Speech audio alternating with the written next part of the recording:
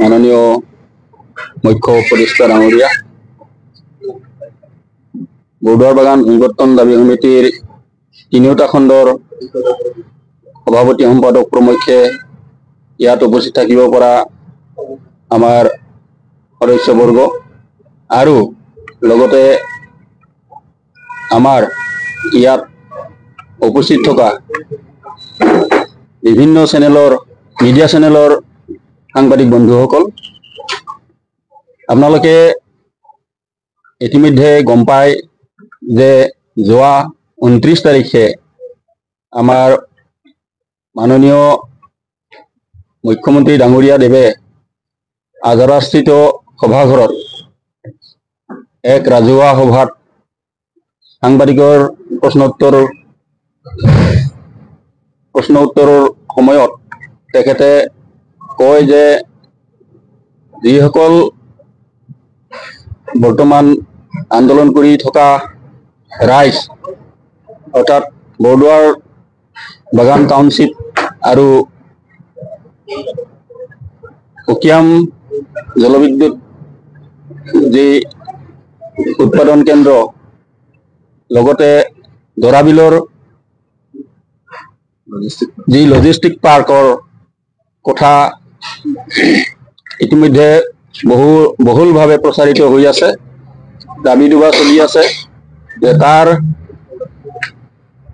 প্ৰশ্নৰ শিতানত তেওঁ কয় যে যদি তেওঁলোকক নালাগে তেনেহলে এখন লিখিত দিলে হৈ গ'ল, নালাগে বুলি।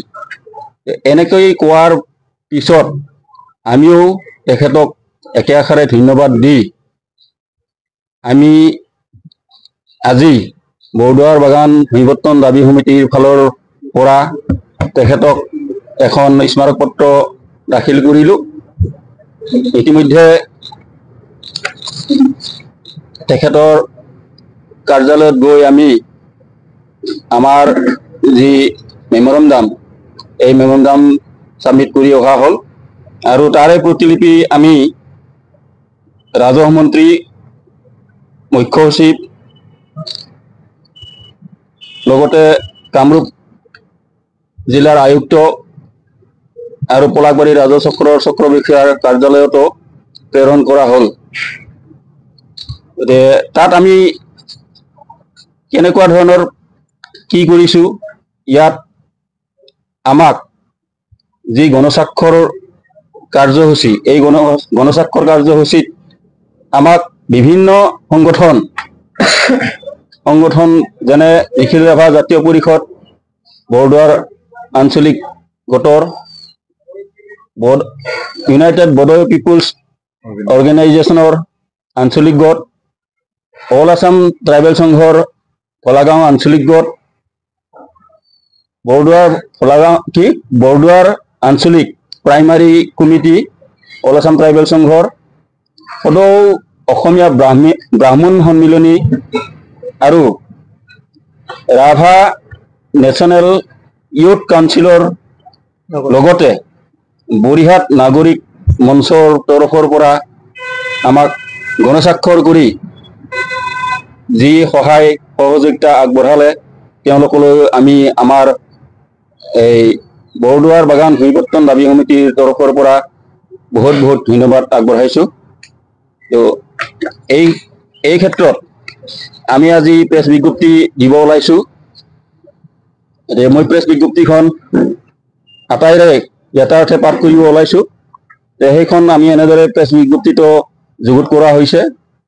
ভূমিবৰ্তন দাবী সমিতি, মুখ্য কাৰ্যালয় বাগান বজাৰ, ডাক বৰদোৱাৰ, জিলা কামৰূপ গ্ৰাম্য, RHAC অসম 781120, দিনাংক 2/7/2025 ইংৰাজী।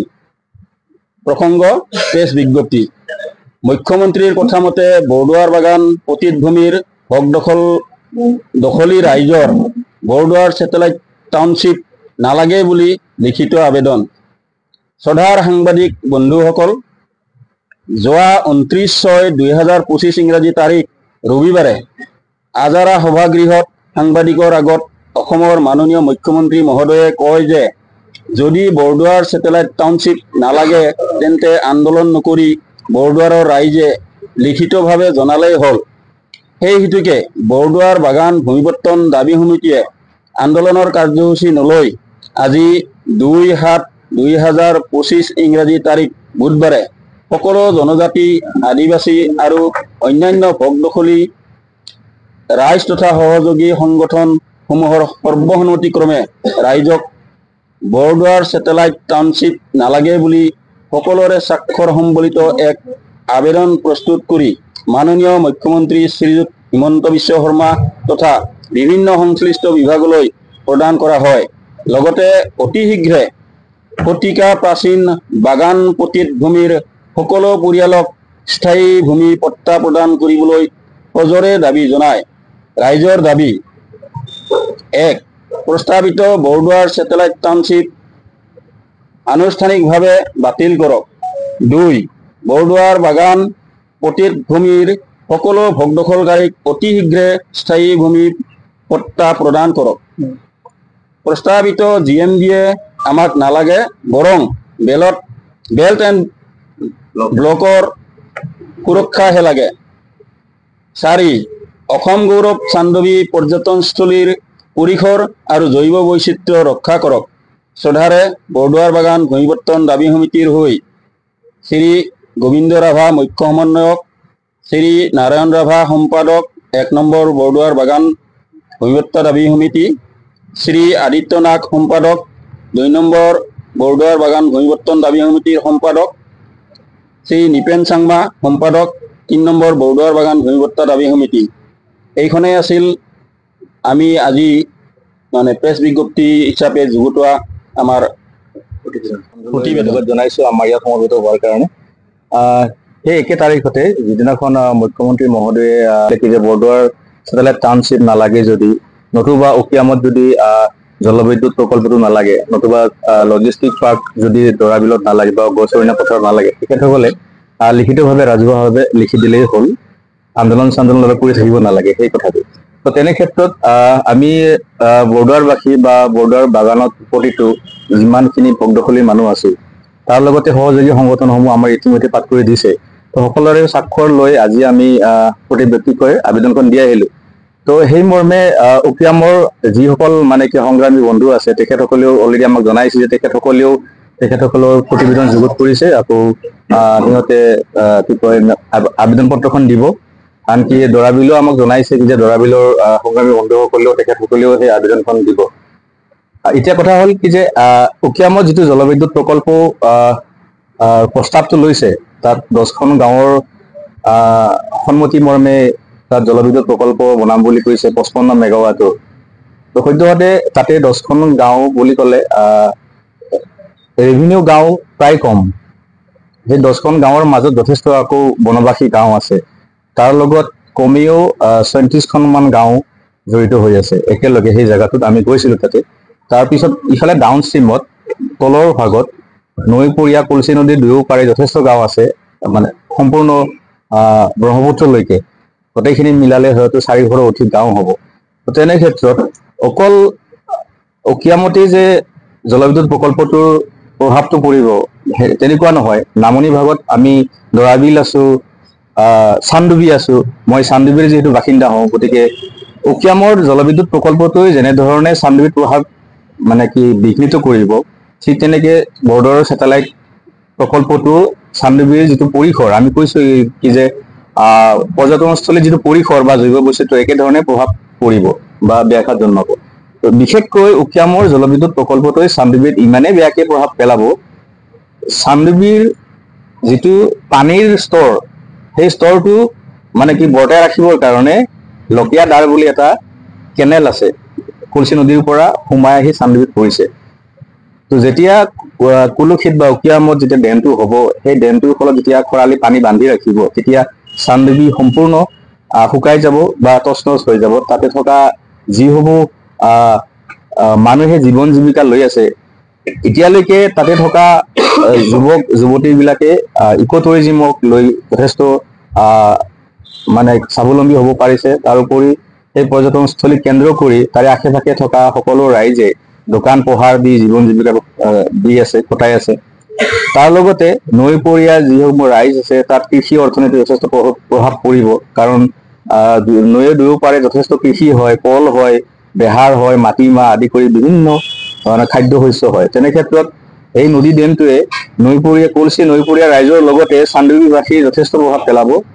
ইয়াৰ লগে লগে বাৰিষা যদি ডেমৰ পানী এৰি দিয়ে তেনে ক্ষেত্ৰত কি হ'ব, বিশেষকৈ তিনিখন গাঁও, লাংখাৰ 1 নম্বৰ 2 নম্বৰ আৰু ভেৰিভেৰি, সেই গাঁওখন মানে গাঁও তিনিখন বিশেষকৈ নদীৰ মাজতেই থকা নিচিনা হৈ আছে, কাৰণ নদীটো অলপ গাঁওখনৰ সিটো ফালেদি গুচি গৈছে আৰু আগৰ পুৰণি যিটো নদীৰ সুঁতি আছিলে সেই সুঁতিটো গাঁওখনৰ ইপিনে মানে অন্য ফালে আছে, তো গাঁওখন সম্পূৰ্ণ মাজত আছে। তেনে ক্ষেত্ৰত বাৰিষা যদি ডেমৰ পানী বা ৰিজাৰ্ভাৰৰ পানী যেতিয়া এৰি দিব তেতিয়া গাঁও দুখন সম্পূৰ্ণ ধুই লৈ যাব।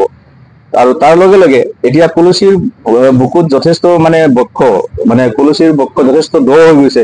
তেনে ক্ষেত্ৰত পানীৰ স্তৰটো নদীৰ যথেষ্ট কমি গৈছে। যদি বাৰিষা খুব জোৰে বা খুব প্ৰাকৃতিকভাৱে যদি খুব খৰস্ৰোতাৰে পানী বয় তেনে ক্ষেত্ৰত গৰাখহনীয়া বৃদ্ধি পাব। তাৰ লগে লগে বহু মানুহৰ ঘৰ বাৰী উটুৱাই লৈ যাব, নদীৰ কিনাৰতে যিহেতু ঘৰসমূহ আছে। তো ঠিক তেনেকৈ সম্পূৰ্ণ ব্ৰহ্মপুত্ৰলৈকে, আনকি গড়েমাৰী, চনতলি আদি, ছয়গাঁও, কলচি এনেকে যিমানসমূহ নৈপৰীয়া ৰাইজ আছে সকলোৰে ক্ষতি সাধন কৰিব।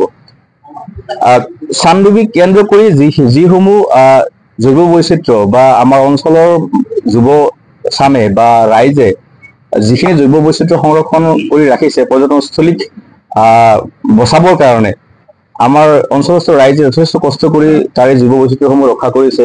তাৰে গছ বন বা অন্যান্য যিসমূহ আমাৰ ইনডেঞ্জাৰ্ড এনিমেল আছে, হলৌ গিবনকে আদি কৰি বা বেংগল স্ল' লৰিছ, যিটো লাজুকী বান্দৰ বা কেপ লেংগুৰ, এই সকলোবিলাক প্ৰশ্ন হৈ যাব যদিহে তাৰ চানডুবি বিলখনৰ যদি শুকাই যোৱাৰ প্ৰৱণতাটো বাঢ়ে।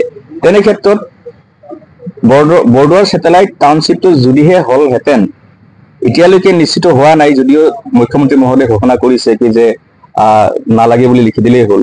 তো বৰদোৱাৰ যিখন টি গাৰ্ডেন আছে সেই টি গাৰ্ডেনখনো চানডুবি পৰিসৰৰে জৈৱ বৈচিত্ৰ্যৰ এটা অংশ। মানুহকে ধৰি বাগানখনো বা বাগানৰ আশে পাশে থকা সমস্ত পাহাৰ, যিসমূহ মানুহ আছে বা যিসমূহ জংঘল আছে, সেইখিনি গোটেই চানডুবি পৰ্যটনস্থলীৰ পৰিসৰৰ ভিতৰতেই পৰে।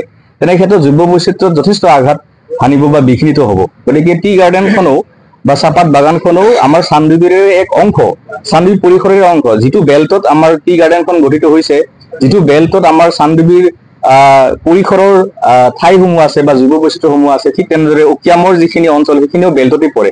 তেনে ক্ষেত্ৰত যদি টাউনশ্বিপেই হওক নতুবা উকিয়ামৰ যি ডেমেই নহওক কিয়, তেনে ক্ষেত্ৰত চানডুবিৰ সম্পূৰ্ণ জৈৱ বৈচিত্ৰ্য বিঘ্নিত হোৱাটো স্বাভাৱিক কথা। আৰু ইতিমধ্যে যিসমূহ আমাৰ মানুহ বা যুৱক চাম আছে বা অন্যান্য যিসমূহ দোকান পোহাৰ দি আছে, তেওঁলোকৰ জীৱন জীৱিকা সম্পূৰ্ণ ধ্বংস হৈ যাব। গতিকে ইপিনে উকিয়ামত নদী বান্ধ, ইপিনে বাগানত যদি ছেটেলাইট টাউনশ্বিপ হয়, তেনে ক্ষেত্ৰত আমাৰ চানডুবিৰ সম্পূৰ্ণ ভৱিষ্যতটো, যিটো অসম গৌৰৱ চানডুবি, তেনে ক্ষেত্ৰত চানডুবিৰ সম্পূৰ্ণ ভৱিষ্যত ধ্বংস হৈ যোৱাৰ উপক্ৰম আছে।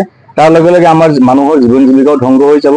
লগে লগে আমাৰ মানুহৰ জীৱন জীৱিকাৰ লগতে ভাষা সংস্কৃতি আৰু জনগাঁথনিও সম্পূৰ্ণ, আনকি সমাজ ব্যৱস্থা সম্পূৰ্ণভাৱে বিঘ্নিত হ'ব। যিটো আমাৰ যি 6 শিডিউলৰ আমাৰ যি ডিমাণ্ড কৰি আছো, সেই 6 শিডিউলৰ ক্ৰাইটেৰিয়াত কিছু ক্ষেত্ৰত ব্যাঘাত জন্মিব। তেনে ক্ষেত্ৰত আমি কোনোপধ্যেই উকিয়ামত নদীৰ ডেম হোৱাটো নিবিচাৰো, আনকি বৰদোৱাৰতো ছেটেলাইট টাউনশ্বিপ হোৱাটো নিবিচাৰো। এইখিনিয়ে দৰাবিলত যিহেতু আপোনালোকে গমেই পায় কি যে দৰাবিলত যি নদী শিশু আচলতে বিশ্ববিখ্যাতেই বুলি ক'ব লাগিব, যে দৰাবিলৰ নদী শিশু অন্য জাগাৰ তুলনাত যথেষ্ট বেছি আছিল। এতিয়া কমিছে, কিন্তু অন্য জাগাত নদী শিশু আছে যদিও আমাৰ অসমত বিশেষকৈ দৰাবিলত যথেষ্ট আছে। তো সেই দৰাবিলৰ যিখিনি শিশু কলচি নদীয়েদি আমাৰ আনকি ভেৰভেৰি উকিয়ামলৈ আগবাঢ়ি গৈছিল, এতিয়া নদী যদি পানীটো শুকাই যায়, দৰাবিলৰ নদী শিশুৰ বাসস্থান যথেষ্ট প্ৰভাৱ পৰিব, বাসস্থানৰ প্ৰভাৱ পৰিব, আনকি খাদ্যৰ কাৰণে প্ৰভাৱ পৰিব। দৰাবিলৰ পৰাই নদী শিশুবিলাকে খাদ্যৰ যিখিনি পাইছিলে, দৰাবিলত খাদ্যবিলাক পাইছিলে। দৰাবিলৰ যিটো কেনেল, দৰাবিলতো কলচিৰ আমাৰ চানডুবিত সোমোৱাৰ নিচিনাকে দৰাবিলত এটা খুঁটি আছে, য'ত কলচি নদীৰ পৰা দৰাবিলত সোমাই যায়। সেই খুঁটিটোও শুকাই যাব, দৰাবিলৰ পানীও শুকাই যাব। তেনে ক্ষেত্ৰত শিশুবিলাকৰ খাদ্য বিচৰা স্থল ঠাইটুকুৰা বিঘ্নিত হ'ব। তেনে ক্ষেত্ৰত দৰাবিলত যদি লজিষ্টিক পাৰ্কটো হয়, যিহেতু লজিষ্টিক পাৰ্কটো বনা ঠাইটুকুৰ যিটো গৌচৰণীয়া পথাৰ বুলি কৈছে, সেই পথাৰখন দৰাবিলৰ লগতে সংলগ্ন, প্লাবিত হৈ সম্পূৰ্ণ সেই গড়চৰণীয়া পথাৰখনো প্লাবিত হৈ দৰাবিলৰ লগত একেলগে সম্পৃক্ত হৈ যায়। তেনে ক্ষেত্ৰত দৰাবিলত যদি লজিষ্টিক পাৰ্ক হয় তেনে ক্ষেত্ৰত দৰাবিল বিঘ্নিত হোৱাটো স্বাভাৱিক কথা। তাৰ লগতে তাত থকা মৎস্যজীৱী মানুহ, মৃৎশিল্পীসকল, লগতে অন্যান্য যিসকল মানুহে এতিয়া তাত দৰাবিলক কেন্দ্ৰ কৰি পৰ্যটনস্থলী গঢ় দিয়াৰ ক্ষেত্ৰত লাগি আছে, মানে কি প্ৰবাসী যিসমূহ চৰাই আছে। আৰু ইতিমধ্যে আজি আমি কি কয় এইটো ৰাজহ মন্ত্ৰীকো দিছো, আমাৰ প্ৰতিবেদন দিছো বা আমাৰ আবেদন পত্ৰ দিছো। তেনে ক্ষেত্ৰত আমাৰ আন্দোলনটো বৰদোৱাৰ টাউন ছেটেলাইট সম্পৰ্কত আন্দোলনটো কিছু স্থমিত ৰখিব যদিহে আনুষ্ঠানিকভাৱে ঘোষণা কৰে। কিন্তু আমি ভূমি আন্দোলনটো যিহেতু কৰি আছো, ভূমিটো পাবই লাগিব। ইলেকশ্যনৰ আগত ভূমিৰ কাৰণেইতো আমি লাগি আছিলো, আৰু ভূমি পট্টা দিম বুলি ইলেকশ্যনৰ প্ৰতিশ্ৰুতি দিয়ে তেওঁলোকে ভোটসমূহ লৈছিলে। তেনে ক্ষেত্ৰত ভূমিৰ কথাটো কোনোপধ্যেই আমি এৰি দিয়া নহ'ব। ট্ৰাইবেল মানুহক আমি ধৰক আমাক পথাৰ লাগিব, আমাৰ বস্তি লাগিব, আমাক জংঘলো লাগিব, যিহেতু আমি কচু ঢেকীয়া খাব লাগিব, খাৰ আঞ্জা খাব লাগিব। গতিকে আমি পথাৰ নাথাকিলে, জংঘল নাথাকিলে বা তাৰে যদি জৈৱ বৈচিত্ৰ্য নাথাকে আমি থাকিব নোৱাৰিম। আৰু চাহ বাগিচাখনো জীয়াই থাকিব লাগিব। তাৰে চাহ শ্ৰমিক অকল আদিবাসী বুলি নহয়, তেনে ক্ষেত্ৰত আমাৰ গাৰো, ৰাভা, বড়ো আৰু অন্যান্য আদিবাসী এই সকলোবিলাকে আমাৰ শ্ৰমিক হৈ আছে। গতিকে চাহ বাগানখনো জীয়াই থাকিব লাগিব। কিন্তু তাৰে যিখিনি চাহ গছ নথকা যিখিনি ভোগ দখল কৰে তেওঁলোকে কিন্তু পট্টা পাবই লাগিব। সেইটো আমাৰ চিধা কথা। পিছৰ আগত দিয়াটো উচিত তেওঁলোকে। আৰু এইটো চিধা কথা, ইলেকশ্যনত এইবিলাক চলে যে 2026 আগত নিদিলে কিবা কৰিব নেকি, বা তেখেতসকলে 2026 আগতে কিবা এটা দুই এটাক দি কেনে মানে কি দুই এটাক পাত্তা দি তেওঁলোকে হয়তো বাকীখিনি নিদি কেনে মানে কি অলপ বিভেদকামী এটা সৃষ্টি কৰিব পাৰে। গতিকে সেইবোৰ মানে কি পদ্ধতি আজি আমাৰ ট্ৰাইবেল সমাজেও বুজি পায়, বা অন্যান্য জনজাতীয় সমাজবিলাকে বা অন্যান্য পৰম্পৰাগত যিবিলাক আমাৰ বনবাসীয়ে হওক বা বাগানবাসীয়ে হওক তেওঁলোকে বুজি পায়। গতিকে 26 আগত পাৰিলে গোটেইখিনিয়ে দিয়ক, আৰু যদি নিদিয়ে 26 পিছলৈকে আমাৰ এই আন্দোলনটো অব্যাহত ৰাখিম। জুৰি সদ্যহতে হোৱা নাই, যিহেতু এই বিষয়টোৰ ওপৰত বা টাউনশ্বিপটোৰ ওপৰত স্পষ্টীকৰণ সম্পূৰ্ণ আনুষ্ঠানিকভাৱে দিয়া হোৱা নাই, বা কিহৰ আধাৰত পট্টা দিব সেইটো স্পষ্ট কৰা নাই। তেনে ক্ষেত্ৰত আমি জুৰি কিছুদিনৰ কাৰণে সদ্যহতে স্থগিত ৰাখিবলৈ অনুৰোধ জনাইছো ৰাজহুৱাভাৱে। যদিহে প্ৰতিক্ৰিয়া আহে ভূমি পট্টা কিহৰ আধাৰত দিব, কেনেকৈ দিব, সেই কথাটো স্পষ্ট হ'ব লাগিব, বা টাউনশ্বিপ উঠাই দিয়া প্ৰকল্পটো আনুষ্ঠানিক ঘোষণা হ'ব লাগিব। তাৰপিছত আমি নিশ্চয় জৰীপ কৰিব দিম। আমি যিহেতু জৰীপ কৰিবৰ কাৰণে আবেদন কৰিছো, পট্টা পাবৰ কাৰণে আবেদন কৰিছো, গতিকে পৰিস্থিতিটো নিশ্চয় সুস্থিৰ হ'ব।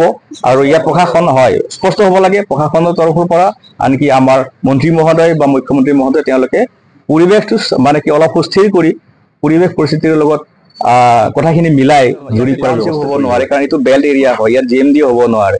কাৰণ ক'লোৱে যে 1886 কিছুমান নিয়ম আছে। ট্ৰাইবেল বেল্ট আমাৰ মানে কি কয় আগৰ পৰাই যিহেতু বেল্ট হৈ আছে এই জেগাটো, গতিকে তেনে ক্ষেত্ৰত বেল্টত কোনোপধ্যেই এইটো হোৱা সম্ভৱেই নহয়, আইনগতভাৱেও এইটো কোনোদিন সম্ভৱ নহয়। টাউনশ্বিপ হ'ব নোৱাৰে, ভূমিপট্টা পলাই টাউনশ্বিপ হ'ব নোৱাৰে। মোৰ সোধাৰ বন্ধুসকল,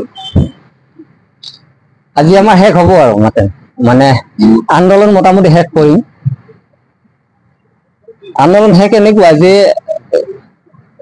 আমাৰ শ্ৰদ্ধাৰ গজেন্দ্ৰ নাথ আৰু ভাইটি কলি যোৱা 29 তাৰিখে আপোনাৰ মুখ্যমন্ত্ৰীয়ে কৈছে যে এখন লেখা দিলে তেখেত বন্ধ কৰিব। অৰ্থাৎ আমি আজি লেখাই নহয়, এক গণস্বাক্ষৰ কৰি আৰু দিলোঁ। গতিকে তেখেতক আহ্বান জনাইছোঁ, তেখেতে সোনকালে আমাক ইয়াৰ বাবে এক আনুষ্ঠানিক প্ৰতিশ্ৰুতি দিলে হ'ল। এইটো গতিকে আমি ইয়াৰ পিছত আৰু এইটো নকৰোঁ। দ্বিতীয়তে কথা, আমি আশা ৰাখিম যে আমাৰ যিটো এটা দাবী আছে, ভূমি পট্টা হোৱা, বেল এণ্ড ব্লক ৰক্ষা হোৱা, চান্দবিল যি এক পৰ্যটন পৰিসীমা আৰু জৈৱ বৈচিত্ৰ্য এইখিনি ৰক্ষা কৰা, একে সময়তে আমাৰ যিহেতু উকিয়াম নদী বান্ধ আৰু আমাৰ দৰাবিল, সেইটো এই তিনিটা গোটেইবিলাক বন্ধ হ'ব লাগে বুলি আমি ইয়াৰ এটা দাবীও জনাইছোঁ, ছাৰলৈকে অনুৰোধো কৰিছোঁ, আৰু এইটো হ'ব বুলি আমি আশা কৰোঁ। এতিয়া মই দুটামান কথা আপোনালোকক জনাওঁ। প্ৰথম, আজি এই দীঘলীয়া পৰিক্ৰমা যি আমি কৰিলোঁ, এই কৰাৰ ক্ষেত্ৰত আমাক সহায় কৰিছিল অসম ৰাজ্যিক ভূমি অধিকাৰ সংগ্ৰাম সমিতিয়ে। তেখেতসকলৰ প্ৰতি আমি শ্ৰদ্ধা জনাইছোঁ, আৰু তেখেতসকলৰ সহায়ৰ বাবেই এই আমাৰ যি মাথন 3খন ৰাজহুৱা গাঁৱে সমগ্ৰ অসমত এক ভূমিৰ অধিকাৰ বিচাৰি কৰা এক আন্দোলনলৈকে নিবলৈ সক্ষম হৈছিল। আকৌ তৃতীয় কথাটো হ'ল, 29 তাৰিখে এটা টক শ্ব' হৈছিল শ্ৰদ্ধাৰ প্ৰশান্ত ৰাজগুৰু ছাৰৰ। গতিকে সেইটোত এজন কলিন চাং মানে কি মই চিনি নাপাওঁ, এখেতসকল চিনি পাব পাৰে, মই নাজানো। তেখেতে হেনো উকিয়ামৰ নে কৰ, তেখেতে সম্পূৰ্ণ ভুৱা তথ্যৰে গোটেই ব্যৱস্থাখিনি খেলি মেলি লগাই দিছে।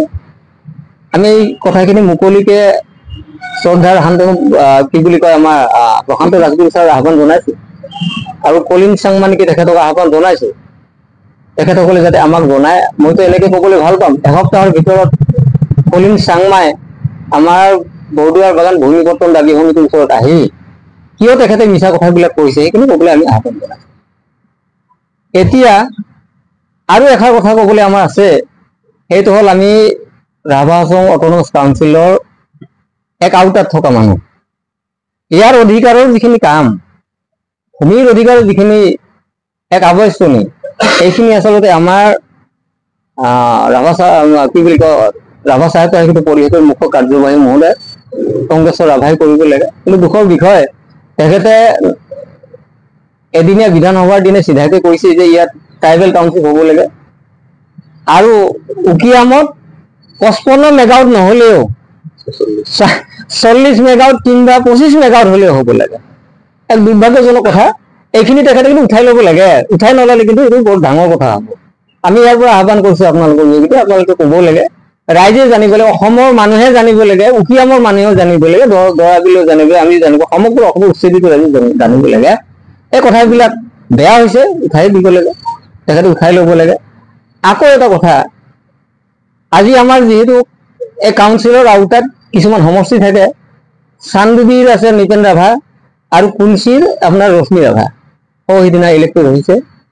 তেখেতসকলক ওচৰত ৰাখি যেতিয়া ট্ৰাইবেল টাউনশ্বিপৰ কথা কয় আৰু উকিয়াম নদী বান্ধৰ কথা কয়, তেখেতসকল মৌন হৈ আছিল। আমি অনুৰোধ কৰিছো আপোনালোকে এই বিষয়ত অলপ জানা বুজা কাৰোবাক সুধি লৈ এই যিখিনি আমাৰ জনজাতীয়, খিলঞ্জীয়া আৰু অন্যান্য পৰম্পৰাগত মানুহক যে উচ্ছেদ কৰিব, নোহোৱা কৰি দিব, তেখেতে কোৱাৰ নিচিনা আমাৰ যি মানে মানুহৰ গোটেই জীৱন জীৱিকা যি সলনি কৰি দিব, গতিকে সেইখিনিৰ বাবে তেখেতসকলে অন্তত এটা দুখ প্ৰকাশ কৰি মুকলিকে ক্ষমা খোজাটো ভাল, নহলে সময় তেখেতসকলক মানে কেতিয়াও ক্ষমা কৰি নিদিব।